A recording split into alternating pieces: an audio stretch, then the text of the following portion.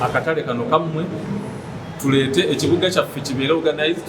Ekibuga kya Kabaka tetwagala kibeere disorganized lwa nsonga muli scattered mu nguudo ez'enjawulo.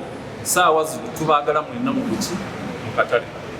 Allocation committee akakiiko weekali paka lwansonga kalina obuvunaanyizibwa okukwasaganya okukwatira wamu ne market master n'abakulembeze abalala okutereeza enkola mu katale.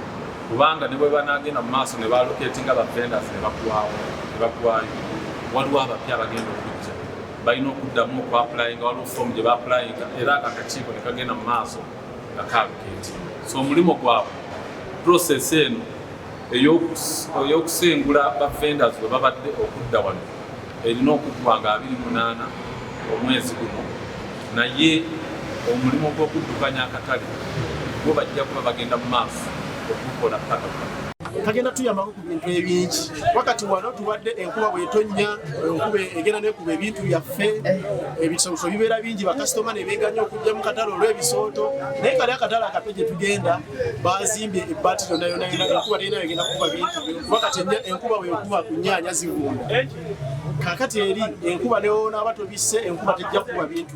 Download the app on App Store or Google Play Store now.